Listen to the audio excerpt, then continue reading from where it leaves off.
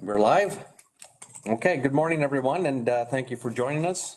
I apologize for the delay in getting started, a few technical issues. It is 9:12, and I will call this meeting to order on August the 31st. This is the Rural Initiatives and Planning Advisory Committee. Are you able to hear us, Donna? Yes. Okay, perfect. First order of business is the approval of the agenda. It has been published. Are there any additions anyone wishes to make? If not, I'd entertain a motion to adopt the agenda as presented. Moved by Tom, second by Sally. All in favor? Getting used to this show of hands, but that's carried. Thank you.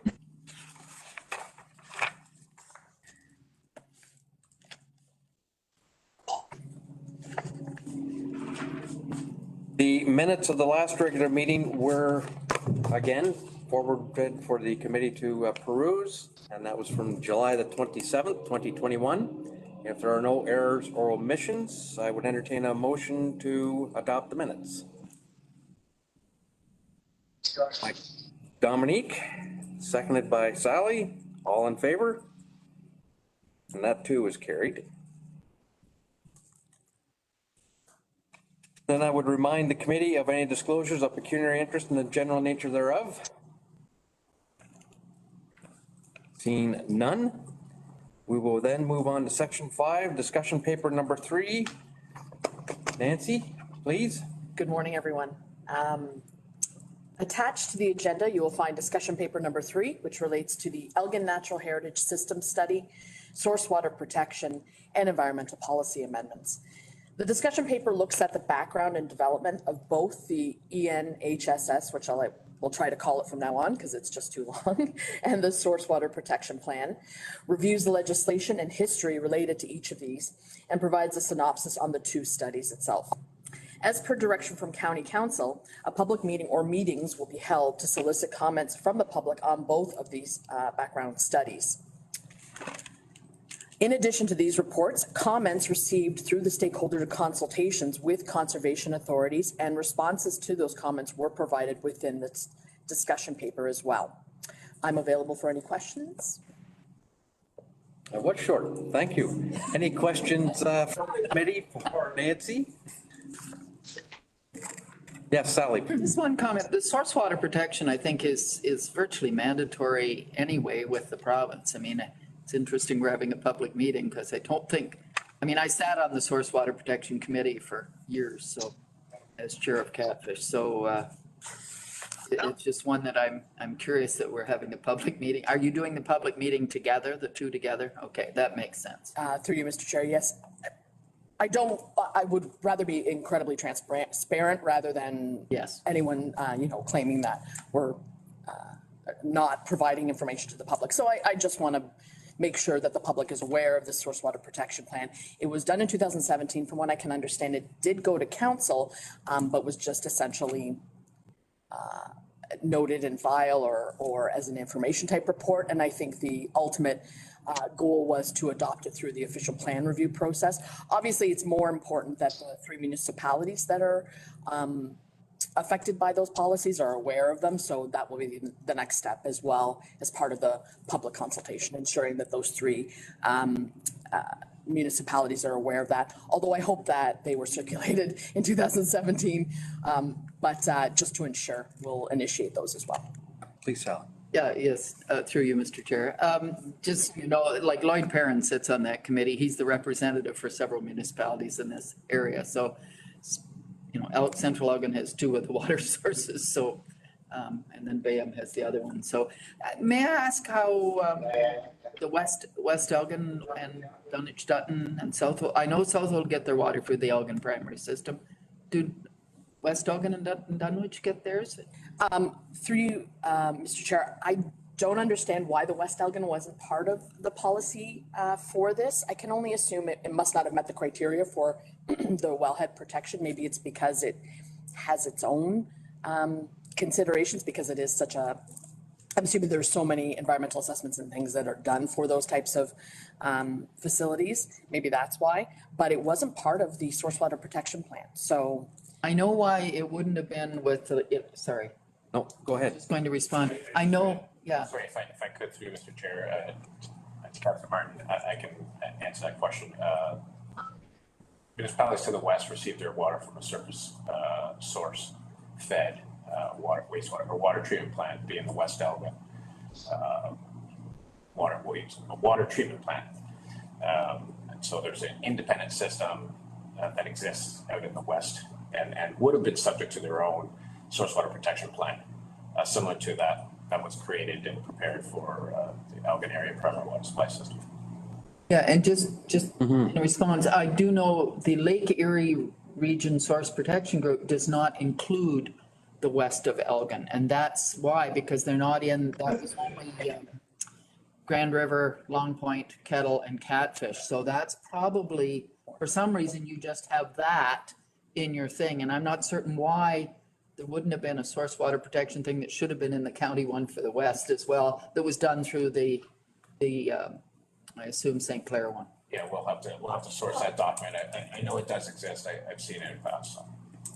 yeah, through you, Mr. Chair, we'll look for that document too, because I'm positive there must be recommendations for a policy possibly within West Elgin. And they're also, I know West Elgin is about to or is going through their official plan review as well. So this is probably an opportune time to also bring that up. So we'll look for that. Thank you. Okay, any other questions or comments for, yes, please, Dominique. Through you, Mr. Chair, to Nancy. So again, discussion paper, great, with the prompting questions. I think that helps, gives a focus for reviewing the document. One small thing, there are a number of references cited in the discussion paper, but I didn't see the bibliography for, in the discussion paper. Did I miss it? Through you, Mr. Chair, no, I must have forgotten it, so I'll add it. And because it is a comprehensive document, and I know council has chosen to go that route, but I'm wondering, and in the prompting question, it talks about implications. And so I'm wondering if we could provide a few scenarios of what those implications might be. I think as our duty to make this accessible, because it is such a comprehensive document, I could imagine, a resident trying to say, okay, so those questions lead me to believe that this might have implications for me, but it's hard to imagine what those would be. So I was thinking perhaps a few scenarios, either in per class, like agricultural or residential, shoreline. So to me, that would enhance the discussion paper. Through you, Mr. Chair, great suggestion. I will look at adding something to it. This document it's complicated because it's a technical document. So really what it's doing is refining features, identifying features basically, and, recommending new layers essentially. But there's the actual implementation of that is still very much in the air in terms of what kind of official plan policies do we need to look at? What kind of mapping changes do we need to look at? Those sorts of things. So I will certainly add some scenarios, noting that for the future, the actual implementation is still very much, we haven't secured any way of potentially implementing just yet. So, yeah. Yep, please. Thank you. So as a follow-up, because that was one of my questions too, was, because I think it mentions in the paper that, so we will develop policies based on the study. So would that mean another public meeting then because this public meeting would be to, I guess, digest the study and the implications of the study, but then it sounds like the recommendations won't be ready, or the recommendations for policies won't be ready at that time. So we would need another round of input. Through you, Mr. Chair, that's correct. The actual policies themselves would require a public meeting. The more I work with this technical document, the more I think that this is a very big endeavor to go through this report and try to determine how it will change or how we could even implement this policy at the county level. The similar studies have been done in several other counties, Oxford, Middlesex, and several of them have hired outside consultants to recommend how this can even be implemented, because it is such a complex report. There's a lot of, for instance, vegetation categories. Not even really sure where they fit in terms of what the PPS definition for that feature is. There's all those considerations basically. And then of course, feeding from that, if you have a new overlay item, you need policy for that. So there's a lot to consider. So right now, as was brought to county council, we're just going to the public with this technical information, allowing them the opportunity to review, ask questions about the methodology, things like that. And then fully expecting that after those public meetings, we would get a better sense as to how to proceed with something like this. I don't want to presuppose anything, but at the same time, this may be such a big endeavor that we may have to consider outside of an official plan review process. Something that, because communications is also a huge component of this. People that will be affected will want to be notified. That's a very big consideration as well. So I can't comment right now what that implementation will even look like, but I just want to be able to bring it to the public to allow them to review what we have. Nancy, what implication would this have with the timeline on the OP review if we have to do further in-depth analysis on the natural heritage system study? You know what I'm getting at? It was somewhat mandated back even in 2013 that the next iteration would include natural heritage system study policy. Absolutely. So if we're not going to get there this time, then we have to make some adjustments in expectations, I would think. Absolutely. Through you, Mr. Chair. So that's exactly it. If there was if we were to take the Elgin Natural Heritage Systems study out of the equation for the OP review, the ministry would have to be apprised of. I think the ministry just wants to see a movement or something moving forward. So, if there's an explanation as to why, for instance, that needs to come out and be a separate process, I think it's just a question of ensuring they're aware of how we're dealing with it or addressing it. I don't want it to slow down the official plan review process, because I think a lot of the things that we're coming up with now for the official plan review can continue on and continue on the timeline that we have. So I think we'll have to gauge more once we have that public meeting, the first round. And like I said, because of the complexity of it, we'll have to see what council thinks is also appropriate going forward. But I could see the two being taken apart, basically.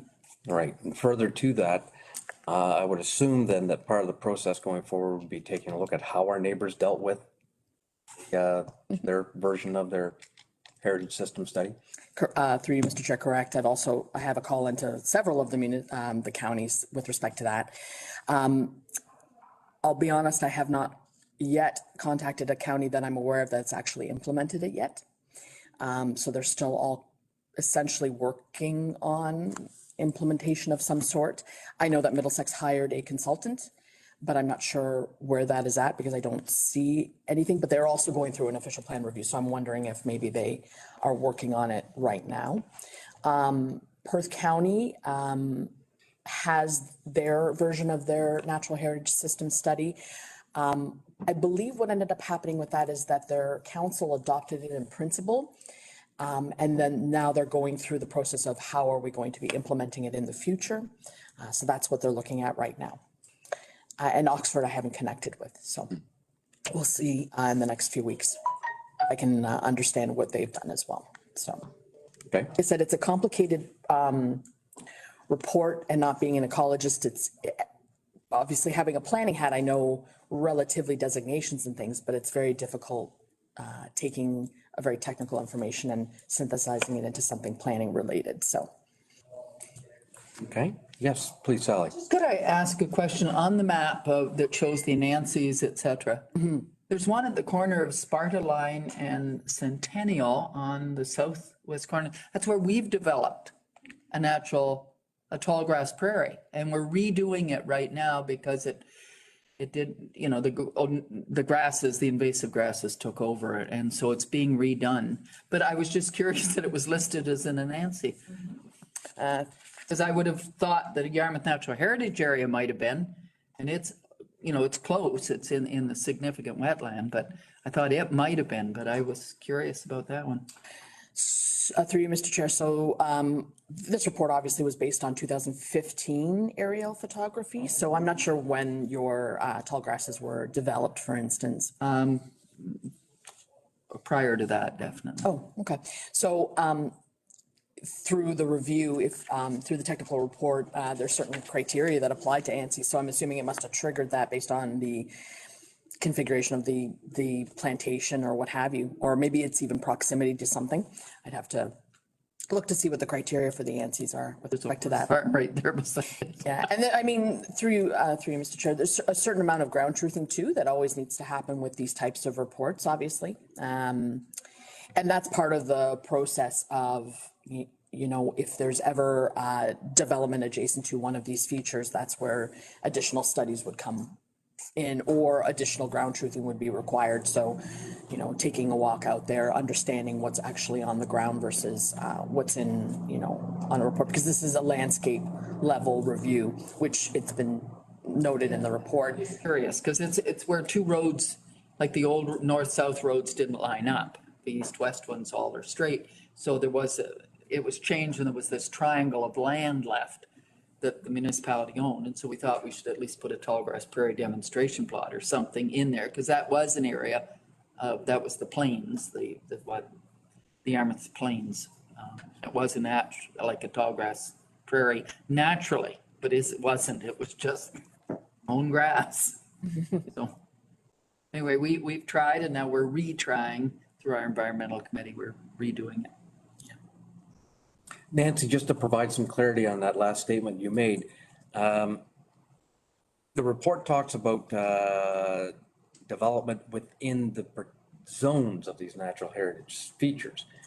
For example, whether it's a 30-meter zone, whether it's a 120-meter zone, that's where you're going to require those technical studies. That's the envision. Nothing, if it's adjacent, it means, to me, that envisions, well, here's the zone, and I'm talking about maybe just break. So I wouldn't require those additional technical studies. So through you, Mr. Chair, that's another component of any potential implementation as well would be, right now, our policies are that if you're within a certain meters of a particular type of feature that's identified, whether it be a wetland, which has larger, woodland has larger, those sorts of things, you would require further study. So frankly, that means an environmental impact study based on our current policies. But there are certainly other ways that we can also review that, like, for instance, the ground truthing, the subject land status report is something that is used in other municipalities, including City of London, where I used to work, which is basically going out and assessing the feature itself and trying to understand the edge and any buffers related to that. So those are all considerations then for the implementation of this sort of document is what is the appropriate way then to further review a feature if you're within a trigger distance for a feature. So Right. I'm just mentioning that because that I think would be perhaps the point of contention or most concern out there with this particular study.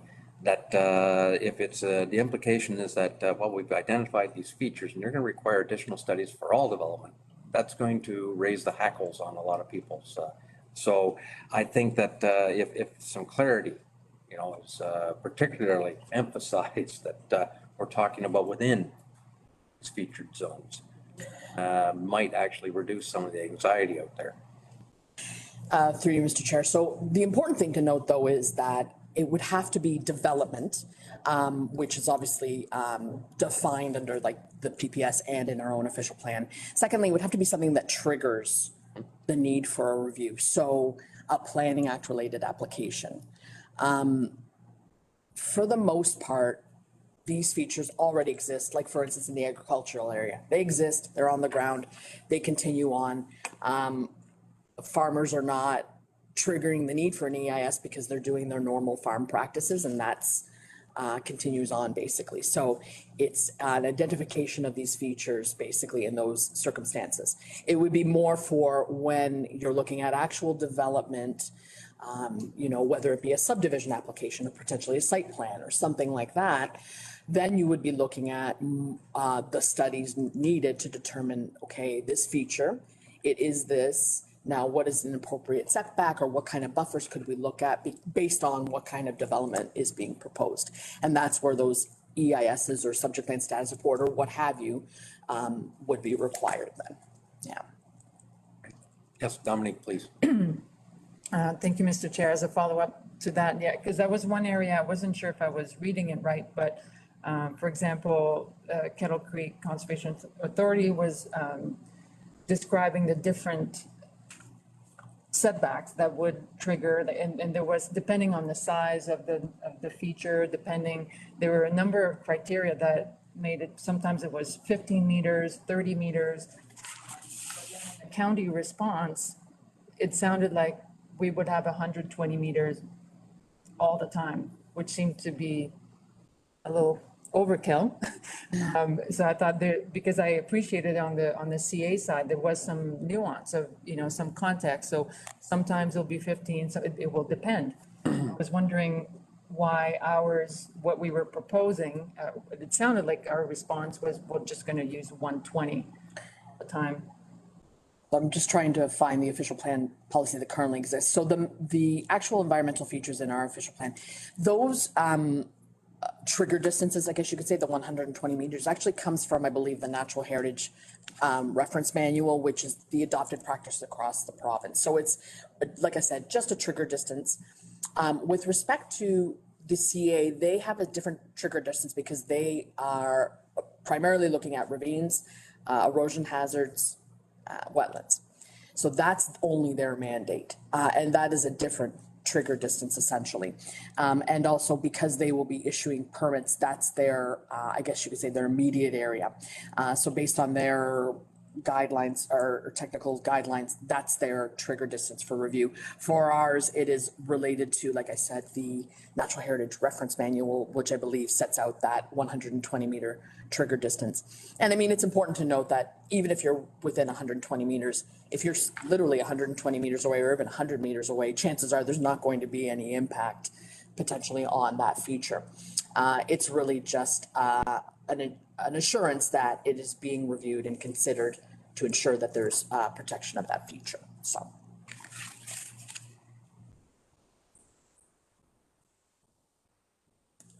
Donna, I know we don't see you, but do you have any concerns or questions for staff on this?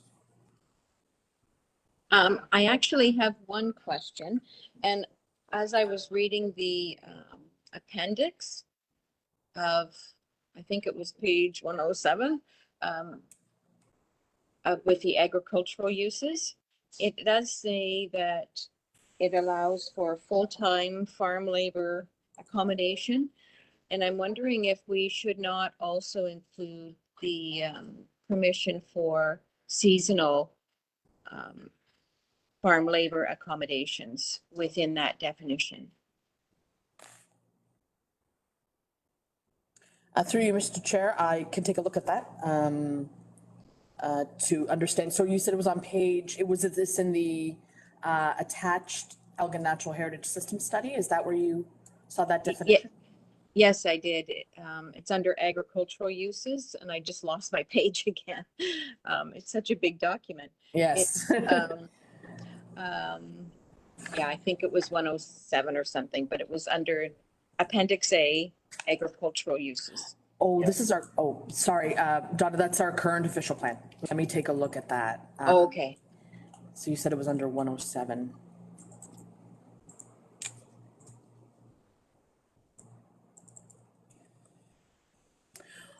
Through you, Mr. Chair, I'll work with Donna on where that definition was and take a look at that. Okay, I'll find it. Maybe after the meeting, you could send me where that Okay. definition you found was, and I'll take a look at it and understand the context of where that came from, and then we can look at it. Okay, thank you. Yep, thanks for that, Donna. Does anyone have anything else? Yes, Dominique? Thank you, Mr. Chair. Just a practicality, I think for the, maybe that's what you're planning already, but for the public consultation, just separate each document and say, this is the discussion paper, and this is the study, or this is probably 3 documents. It would, and it, I know even I was getting confused of which appendix, like, was this an appendix to the discussion paper or an appendix to the study? So just make it as easy as possible for the readers. Noted. Thank you. Okay. The only last comment I have goes back to the source water protection document. I'm trying to remember exactly what it was. Yes, where the OP review talks about incorporating the mapping of these features within the county's official plan. I would assume that you're simply going to go back and use what's already existing there. Through you, Mr. Chair, yes, so it would be with this one, it's a little easier to try to add. We would take Appendix 1, which currently exists in the official plan, and add a source water protection layer, essentially, that would identify those 3 or 4 source water protection areas, basically, so. And we would call it such and then ensure that there's corresponding policy Sure. as was identified in the source water protection implementation plan, so. Okay, thank you for that. Yeah.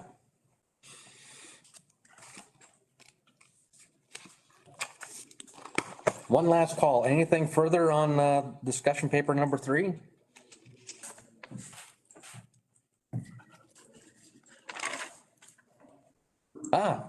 Dominique.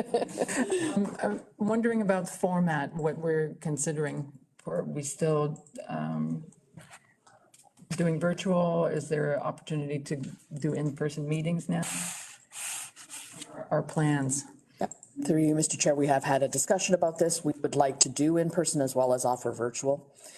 We are looking at securing a spot at this point, but we have also talked about potentially adding another public meeting. Maybe we change it locationally to offer maximum coverage for residents, but we're still in conversation because obviously council would need to be involved in that, so certainly we'll need that as well. So the next step will be to discuss and try to understand when we can have that public meeting, because we need to give ample time for people to review. This is a very big document. I'd like to give lots of time for people to be able to review, and then of course set the dates, ensure that we advertise appropriately. And then I think we'll do a sign up format whereby if you want to come to the public meeting or do virtual, you would need to sign up for either or, basically. So we're aware of who will be in attendance. We can ensure that we have, you know, screening and the rest of it, as well as even virtually, just to ensure that, you know, we know who's in attendance. Yes, Julie. Through you, Mr. Chair, I'll just add that we'll work closely with our partners at Southwestern Public Health to ensure that all public health guidelines are being followed, and that we're following all of the provincial guidance available to us at that time as well. So it's kind of a moving target, but we are certainly planning to have some in-person if it's possible. Okay. All right, then, we have a proposed motion before us that reads, be it resolved that the discussion paper be approved as amended and that it be circulated to the local municipal partners for their review and consideration, and that a public meeting be held in order to gather feedback from the public, and that this feedback be shared with the committee and council in order to help determine options for implementation. Anyone interested in moving that? Sally? I would just suggest that a public meeting or meetings, just because you're Say that, yeah. talking about possibly one in the east, one in the west, or whatever. Sure. And I would move it as amended. Okay. Thank you, Dominic. Willing to second? All in favor? That's carried. Moving on with item number 6, the community grant program updates and the 2022 community grant program launch. Catherine. Good morning, Mr. Chair, through you to the committee. The report in front of the committee is a two-purpose report. The first purpose is to provide the status of events and programs that were funded by the the committee and the county in 2021, as requested by the committee at the last meeting, and to determine how to proceed with those status updates. And the second is to approve changes to the grant packages so that we can launch the 2022 intake period. The committee will see on the second page of the report a chart. Staff reached out to all of the organizations who received funding through the county this year, and there are updates on how the events went. Some of the events went ahead as planned or are planned for the fall to go ahead as planned, such as the Elgin County Plowmen's Association. The plowing match is planned for a few weeks from now, just in a smaller capacity. We did receive as a committee, the Bayham Historical Society and Port Stanley Festival Theatre sent requests for the committee to approve amended events, and the committee approved those. As you can see, the Calypso in Port Stanley, the event was canceled, but they returned their check. And the Seniors Day in the park knew before the check was issued that they were going to have to cancel their event, so they did not receive their funds. The Shedden Agricultural Society has let us know that the fair was canceled, and all other organizations are proposing modified downscaled events. All events, according to the grant program funding agreement, signed this agreement that said that they needed to notify the county if they were going to change their event or cancel their event, and that they must repay their grant funds under the following circumstances. 1, a failure to notify the county of any changes to the planned event or program. 2, to use the grant funds for purposes other than stated purposes. Or 3, for the cancellation of their event. So the attached email updates could be considered by the committee as notification of changes to the information provided in the original application. The committee needs to consider whether these modified events meet our grant program criteria, and in the event that the modifications do not meet the requirements of the funding agreement, the committee needs to consider how they wish to approach organizations who have not returned their funds. The second purpose is to approve the changes to the application packages that we, as a committee, developed last year. Several changes were made based on feedback we received from both the committee earlier in the year, as well as from the survey that we issued to our grant recipients. The changes were minor. One was that there was some confusion around eligibility. So in the application package, we do include what is eligible and what isn't eligible, but we endeavored to make what is ineligible a bit more, to stand out a bit more bold. The words do not qualify, so that people reading the application see that and realize what is not an applicable use of the money. Also, we did try to, a not eligible use of the funds is fundraising activities, so we tried to clarify that a bit with a sentence in the brackets. We also received feedback that groups wanted to ensure that we included the criteria, how many points were awarded for each question and what was expected in each question. So we ensured those were in the application packages. And finally, we did receive feedback that the areas to fill in the answers were a bit too small. So we've made those larger, and in the fillable PDF versions that we'll be posting online and sending out to our previous recipients, those areas will be larger to make it easier for recipients and applicants to fill those out. So minor changes, but taking into account all the feedback we received from the committee and from our grant recipients in 2021. I'd be happy to answer any questions and seek direction from the committee regarding the modifications to events. Okay, thank you for that, Catherine. Any thoughts from the committee? Yep, Sally? Just the second stage housing, I'm assuming that's to just assist with providing housing, so that having no response, I'm assuming, isn't really an issue, because they would go ahead as they had planned, I would assume, but. Through you, Mr. Chair, that is what we are assuming. We are still trying to reach out just to receive confirmation that they did use the funds as intended, but that is our assumption. And the 4-H group have now notified you, I know, Yes. too. So which ones were modified that we have not yet approved? Through you, Mr. Chair, Bayham Beach Fest, they did go ahead, but only with their fireworks.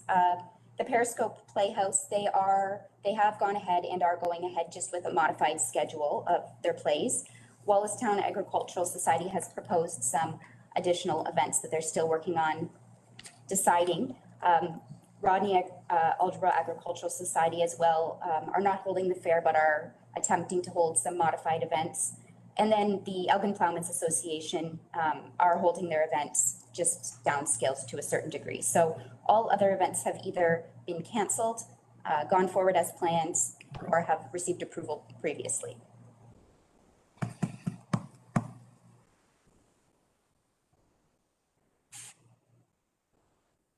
Tom? I had another cup of coffee, I probably wouldn't be this grumpy, but I just have to make a statement that I believe that give $60,000 a year in grants. So pretty close to the truth.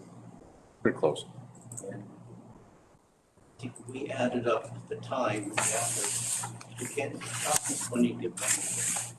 There's gotta be a better way. This is an extraordinary year with the pandemic, but I've always believed that year after year, we're giving money to something solid, wonderful like 4-H. Should they not just be a line item, give a report, say they did what they said they would do, standard? Here we are regurgitating year after year. We're spending a lot of effort. $60,000. No, municipalities buy road graders, and fire trucks, and make decisions in minutes. We're talking about $60,000. It's almost a make-work project, I'm sorry. If it's a solid grant, put it in a line item, review it briefly in the budget. Why reinvent it every year? How many times have we rejigged the policy to fit the events that are happening? No. Narrow it down. If there is a special event or special occasion, and it's worthy, let's take a look at it. But that shouldn't be that onerous. I say we're spending more money on this than it's worth. Yeah, Sally. I would object to doing that in the sense that that closes it off to anyone applying, that anyone new that's applying, et cetera, if we just made them line items in the budget. Maybe we're making it too detailed or too difficult, but I think we've been working through this process. I think with the changes in the form that they're going to fill in, et cetera, I think that will make it a lot easier. And certainly the pandemic has made a lot more work just trying to evaluate, because normally they just submit their thing at the end saying that they've done what they did and what their budget was and how they used the money. And that's just been a standard thing for us that doesn't take a lot of staff time. It's just given to us to review. This has been a little different year. So I believe strongly in grants. I'm sorry, but I think it's important. And I believe that we should be leaving it open for, a new event. That's one of our seed grants. That's what they're all about, is helping people start new things. Okay, thank you. Any other comments? Dominique? Thank you, Mr. Chair. Yeah, I would agree right now. It's been so unusual the last couple of years that I would not recommend any changes. I also appreciate, I think we have been streamlining that. We've been investing in making it easier and more efficient so that the investment of time in the administration of this is proportionate. So I think it will get better. So I would say maybe my recommendation would be status quo for now. Because sometimes it's not the amount per se, but I look at it more relative to the cost of the event itself. And there's still an aspect of transparency and accountability that I appreciate with the process that we have. So, and for the time being, as far as the applicants that are modifying, but that have not really notified us, or they've notified us, but they don't really know, I would just say, wait until the end. And so in their final report, they can tell us what they ended up doing. And so we can maybe back off, and because we might be putting an additional burden on them to say, okay, so what are you doing? What are you doing? And they are playing, they're having to adjust with a moving target. So I would say let's leave it as is. They can report at the end, see what they did, and let them determine if they feel they need to return any money if it was truly not aligned with what we had approved. Okay, thank you for those comments. Did you have something additional, Tom? Well, I just think, I'd like us maybe to track some of the staff time we're putting into this and to scare us. Yeah. Like we're into putting a motion into this now. We've got some of the replies, technically, they're not doing what they said. So if we follow the letter of the rules here, we should be asking for the money back. That's where the motion comes in. We know that volunteers are that's what keep our communities going. Thank God for volunteers. I don't want to dump on them, but rules are rules. And so Right. then we have to start bending them to accommodate them, or, people get upset. Again, it's time for $60,000. But this meeting is costing money. I would almost put the argument out there that I think Councillor Jaguar is on the right track, that if you want to save on staff time and follow-up and all this and that we go with the final report. And I would assume that there's a mechanism built within this grant program that if they do not meet the expectations, they forfeit any future granting opportunities. So I think there's a safeguard there. If we can bring it back on to what the germane points are, those who've canceled, like Calypso's already returned their check, but those events that are absolutely canceled, I think there's a certain expectation that, for example, Shed and Agriculture Society should be returning the grant fund. And that's policy within the grant program. So I think it's all fair that staff be directed to go ahead and track that down and get it done. These other events that are modifying, well, it is, as you say, an extraordinary year. Let's give them a chance and see what they do, find out from their final reports. And if they don't satisfy the expectations of what we had and what they told us they were going to do, we don't have to fund them next year. Is that fair? Yep, Dominique? So I wonder, is it more time, more work to return the check and then for them to apply? Like some of these fairs that we know it's the same kind of event. Yeah. Do we would it be simpler to carry over and so maybe we just stick to the policy, so return the check, so keep it clean. Yeah, thinking out loud there, thinking, okay, maybe Yeah. we're adding steps, but I think it's cleaner, as you say, like the policy is if you don't do your event, return the check. the check, start over, Right. apply for next year. Yeah. Rather than us saying, well, okay, you keep the funds and we just won't fund you next year. Yeah, that will get even more complicated to track. And you wouldn't have a report to justify. Would have a report, so, Building. That's right. Yeah, and that's what it gets right down to, is trying to accommodate and account for it and be responsible to the ratepayers across the county and yet provide some kind of assistance out there on the other hand. yes. Yeah. Yeah, and I would just comment that I think we would want those funds returned back to county coffers, at least for tracking purposes, and then be able to start fresh next year with, a new pool of applicants, which we could have more applicants than previous years. And council will have to consider whether they roll any funds forward from any surplus funds. And if I may just have one more additional comment that, so the warden's point about kind of a more philosophical point with respect to whether municipalities should be in the business of providing grants.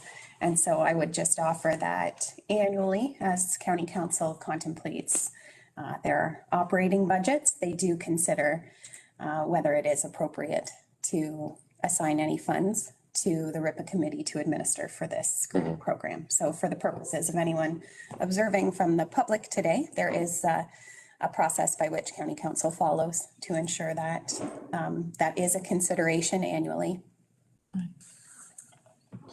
Thank you for that. Through you, Ed, it's Donna. Just a couple of comments. One is that I do happen to know about the Elgin Commons Association simply because the event is being held on one of our farms this year.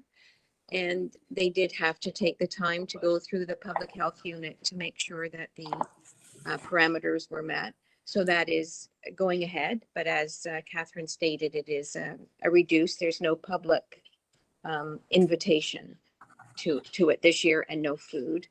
So certainly has been reduced, but they are still going ahead with that event. Secondly, I do sit on the board of Second Stage Housing, so I will get a hold of Mickey, the executive director, and ask about the report. I do know that we have had extraordinary circumstances, and we have had some provincial dollars to increase the airflow with all of the apartments at Second Stage. So there has been a lot of changes. We did go forward with all of the activities, the workshops for the women, and the counseling sessions for the children. But again, it had to be changed, and we did have to hire a new staff. So I will definitely get hold of Mickey to send you a report for that, because I do know that the events occurred, but it has been a very heavy administrative year for her. Thank And you. Catherine, Catherine, I just wanted to mention that this is very detailed. As a grant writer, I could follow these easily. It's very similar to the Trillium. So I think that not-for-profits and charities would be able to follow the suggestions you have. Thanks for your comments, Donna. Yep, Dominique. Thank you, Mr. Chair. So I would echo that as far as the second item for discussion in terms of the revised applications. I think they're in really good shape now. It's been an ongoing continuous improvement, and yeah, looks very good. So I think we're ready to go as far as I'm concerned. Okay, that sounds good. Now, what are we gonna do about the modified grant requests? As per se, we need to come up with some language for a motion here, that's all. You got something, Catherine? If I may, resolves that the August 19th, 2021 report titled Community Grant Program Updates and 2022 Community Grant Program Launch submitted by the Manager of Administrative Services be received and filed for information, and that the modified grant requests be considered after submission of final report, and that staff be directed to request the return of grant funds from events that have been canceled, and that the community grant program application packages, community services, and festival and events be approved, and that staff proceed with the implementation of the 2022 process on September 1st, 2021. Okay, that sounds good to me. If the committee's happy, I'd look for a mover and seconder. Councillor Martin will move. Councillor Jiguer will second. All in favor? That is carried. Thank you very much. Moving on to item 7 then, correspondence, and there is none that I'm aware of. Any new business? None, as noted. The next date of the committee meeting, it's suggested September the 14th. How long is that council agenda going to be? We'll make it reasonable. That's council at Learned the, our lesson after the last one. okay, so we're talking then possibly 1 o'clock to 2 o'clock meeting, or are you thinking of 2 o'clock meeting? This is the 14th? Is this Yes. September 14th? I would suggest 1 o'clock is reasonable. Okay. Is that good for everyone? September the 14th at 1 PM. Okay, if there's nothing further then, I would seek an adjournment motion. Moved by Councillor Martin, seconded by Councillor Jiguer, because she took her glasses off. And we will be adjourned at, let's call it 9:59. About right on. All in favor? It's 58 on my iPad. Okay. We're adjourned. Thank you. Thank you. I got 9:59.